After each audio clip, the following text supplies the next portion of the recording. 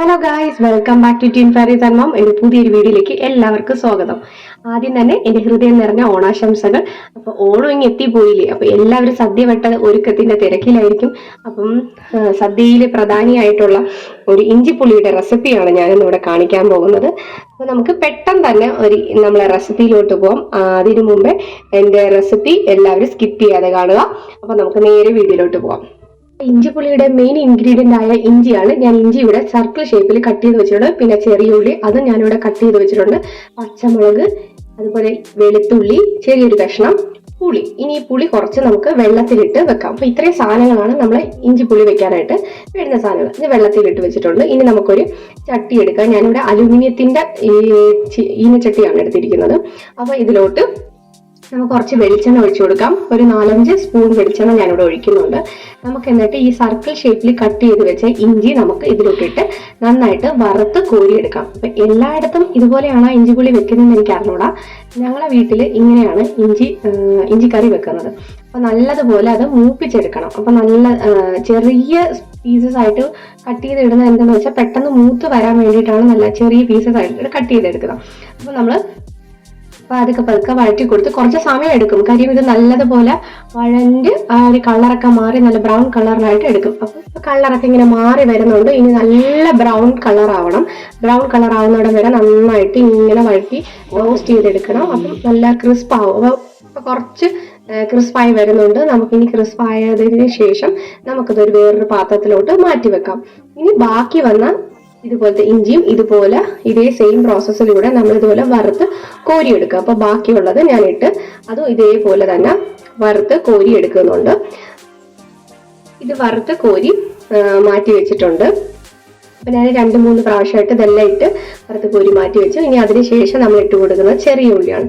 ഈ ഉള്ളിയും ഇതുപോലെ എടുത്ത് നല്ലതുപോലെ നമുക്ക് റോസ്റ്റ് ചെയ്തെടുക്കാം. നമ്മൾ നേരത്തെ ചെയ്ത അതേ പ്രോസസ്സിൽ കൂടെ തന്നെ നമുക്ക് ഇട്ട് നന്നായിട്ടൊന്ന് വഴറ്റിയെടുക്കാം. നമ്മൾ ഇതിൽ ഉപ്പൊന്നും ഇപ്പം ആഡ് ചെയ്തില്ല. ജസ്റ്റ് ഒന്ന് വഴണ്ടി വരുന്നുണ്ട്. അപ്പോൾ വഴണ്ടി വരുമ്പോഴത്തേക്കും നമ്മൾ ഇനി നേരത്തെ കട്ട് ചെയ്ത് വെച്ച ഇപ്പൊ കളറൊക്കെ മാറി കുറച്ച് സമയം കഴിയുമ്പോൾ കളറൊക്കെ മാറിയെന്നല്ല, കളർ മാറി വരുമ്പോഴത്തേക്കും നമുക്ക് വെളുത്തുള്ളി കട്ട് ചെയ്ത് വെച്ച വെളുത്തുള്ളി നമുക്ക് ഇതിലോട്ട് ചേർത്ത് കൊടുക്കാം. വെളുത്തുള്ളി ചേർത്തതിന് ശേഷം അത് വന്നിട്ടൊന്ന് വഴറ്റിയതിന് ശേഷം നമ്മൾ നേരത്തെ കട്ട് ചെയ്ത് വെച്ച പച്ചമുളകും അതും റൗണ്ട് ഷേപ്പിൽ തന്നെയാണ് നമ്മൾ കട്ട് ചെയ്ത് വെച്ചിരുന്നത്. അത് നമുക്ക് ഇതിലോട്ട് ആഡ് ചെയ്ത് കൊടുക്കാം. എന്നിട്ട് ഇത് പതുക്കെ നന്നായിട്ട് വഴറ്റിയെടുക്കുക. നേരത്തെ നമ്മൾ എങ്ങനെയാണോ വഴറ്റിയെടുത്തത്, റോസ്റ്റ് ചെയ്തെടുത്തത്, അതേപോലെ തന്നെ ഇതും സെയിം പ്രോസസ്സിലൂടെ നന്നായിട്ട് റോസ്റ്റ് ചെയ്ത് നല്ല ബ്രൗൺ കളർ ആകുമ്പോഴത്തേക്കും അതൊന്ന് വറുത്ത് കോരി മാറ്റി വെക്കുക. എന്നിട്ട് തണുത്തതിന് ശേഷം മിക്സിയുടെ ജാർ എടുക്കുക. അതിലോട്ട് നമ്മൾ ഈ വറുത്ത് എടുത്ത ഇൻഗ്രീഡിയൻസ് ഇട്ട് നന്നായിട്ട് പേസ്റ്റ് പോലെ നന്നായിട്ട് അരച്ചെടുക്കുക. അപ്പോൾ നമുക്ക് ഇപ്പൊ നിങ്ങൾക്ക് കാണുമ്പോൾ തന്നെ മനസ്സിലാവും. ഞാൻ എടുത്ത് കാണിച്ചു തരാം. നല്ല പൊടിഞ്ഞു വന്നിട്ടുണ്ട്, നല്ല ക്രിസ്പ് ആയിട്ടുണ്ട്. അപ്പൊ ഇതുപോലെ ക്രിസ്പ് ആവുന്ന രീതിയിൽ നമ്മൾ ഇതുപോലെ വറുത്ത് കോരിയെടുക്കണം. അപ്പൊ വറുത്തതിന് ശേഷം നമുക്കിനി മിക്സിയുടെ ജാറിലിട്ടൊന്ന് അടിച്ച് നല്ല പേസ്റ്റ് പോലെ ആക്കിയെടുക്കാം. അപ്പൊ നല്ല പേസ്റ്റ് പോലെ ആയിട്ടുണ്ട്. നമുക്കിനി അതേ സെയിം ചട്ടി തന്നെ നമുക്ക് കടുകൊക്കെ ഒന്ന് വറുത്തെടുക്കാം. അപ്പൊ നേരത്തെ ബാക്കി എണ്ണ ഉണ്ട്, അതിലോട്ട് നമുക്ക് കടുക് ഇട്ട് കൊടുക്കാം. പിന്നെ നമ്മൾ ഇട്ട് കൊടുക്കുന്നത് വറ്റൽമുളകാണ്. വറ്റൽമുളക് ഇട്ട് കൊടുത്തിട്ട് കറിവേപ്പില ഇട്ട് കൊടുക്കാം. പക്ഷേ എന്റെ കയ്യിൽ കറിവേപ്പില ഇപ്പൊ ഇവിടെ ഇല്ല, അതുകൊണ്ട് ഞാനിവിടെ കറിവേപ്പില ഇടുന്നില്ല.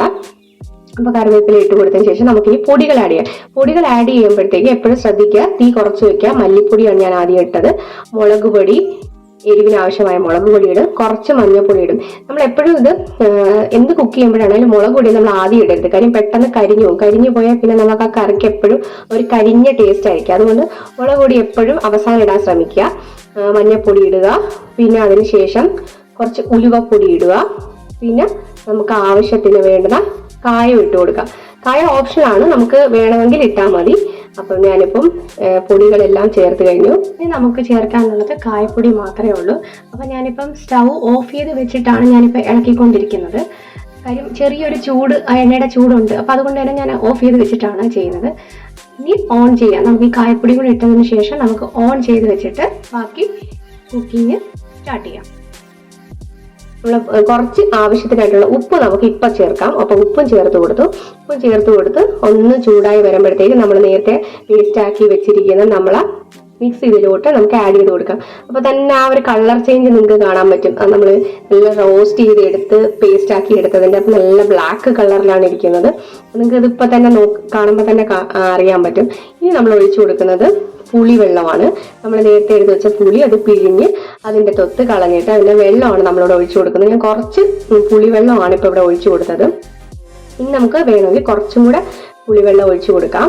അപ്പം ബാക്കിയും കൂടെ ഞാൻ ഒഴിച്ചു കൊടുക്കുന്നുണ്ട്. ഈ ഒഴിച്ചു കൊടുത്തതിന് ശേഷം ഇനി അതൊന്നിട്ടൊന്ന് വഴറ്റി ഇങ്ങനെ എടുക്കുക.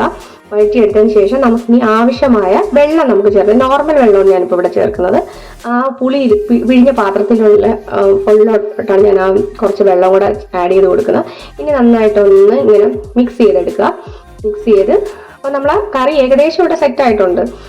ഇൻഗ്രീഡിയൻസ് എല്ലാം ചേർത്തിട്ടുണ്ട്. നമ്മൾ ഇനി ചേർക്കുന്നതെന്ന് പറഞ്ഞാൽ ഈ പുളി ഇഞ്ചി എന്ന് പറയുമ്പോഴത്തേക്ക് കുറച്ചൊരു മധുരം ഉണ്ടായിരിക്കും.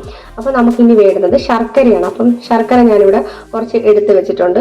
അതിനി ജസ്റ്റ് ഒന്ന് പാനീയമാക്കിയിട്ട് വരാം. പാനീയമാക്കിയിട്ട് അത് നമ്മൾ ഇതിലോട്ട് ചേർത്ത് കൊടുക്കുക. അപ്പം മധുരത്തിന് നമ്മളിവിടെ ചേർത്ത് കൊടുക്കുന്നത് ശർക്കരയാണ്. അപ്പോൾ ആ ശർക്കര വെള്ളം കൂടെ ചേർത്ത് കൊടുക്കുമ്പോൾ നമ്മൾ ഇഞ്ചിപ്പുളിയുടെ എല്ലാ ഇൻഗ്രീഡിയൻസും നമ്മൾ ചേർത്ത് കഴിഞ്ഞിരിക്കുന്നു. അപ്പൊ ഈ ഇഞ്ചിപ്പുളി തയ്യാറായി കഴിഞ്ഞിരിക്കുന്നു. വളരെ എളുപ്പത്തിന് തന്നെ നമുക്കിത് ഇഞ്ചിപ്പുളി ഇവിടെ തയ്യാറായി കഴിഞ്ഞിരിക്കുന്നു. അപ്പൊ നമ്മൾ കുറച്ച് നേരം ഇനി ഒന്ന് വറ്റിച്ചെടുക്കുക. അപ്പൊ കുറച്ചൊരു ലൂസായിട്ടാണ് ഇരിക്കുന്നത് കൺസിസ്റ്റൻസി. അപ്പൊ കുറച്ച് നേരം കൂടെ ഇട്ട് നമുക്കൊന്ന് വറ്റിച്ചെടുക്കുമ്പോഴത്തേക്കും നമ്മളെ ഇഞ്ചിപ്പുളി ഇവിടെ തയ്യാറായി കഴിഞ്ഞു. അപ്പൊ എല്ലാവരും ട്രൈ ചെയ്ത് നോക്കുക. ഇഷ്ടമായെങ്കിൽ സപ്പോർട്ട് ചെയ്യുക. ഇനി മറ്റൊരു വീഡിയോയിലോട്ട് കാണുന്നവരേക്കും thanks for watching. Bye by.